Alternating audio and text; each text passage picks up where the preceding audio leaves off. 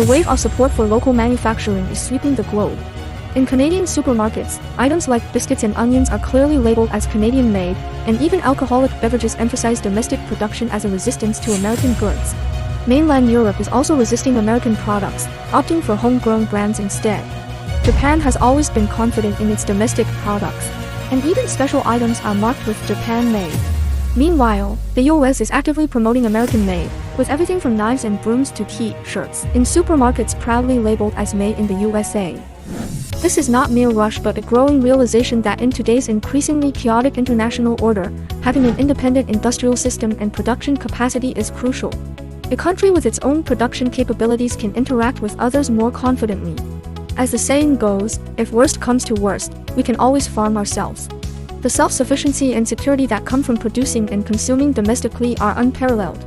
So, tariffs and trade talks no longer affect countries as they used to. Major global economies now recognize the high value of manufacturing. Keeping key industrial chains domestic has become a common goal. When consumers support domestic brands and buy local products, they're actually boosting their country's industrial chain upgrades, creating more local jobs and economic opportunities. Canada, Europe, India, and others are doing this, and China is no exception.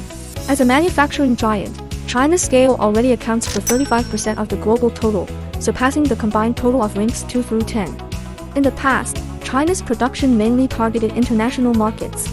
But now, without reducing capacity, shutting down, or moving industrial chains, expanding domestic demand and absorbing domestic capacity has become necessary.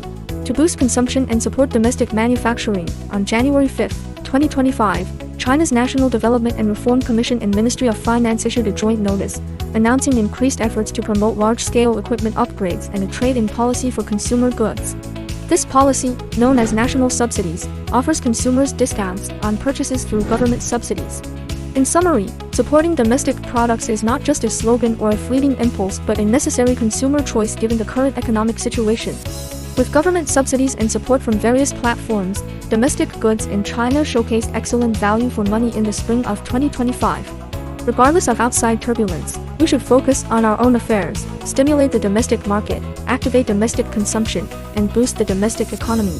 These are the top priorities now.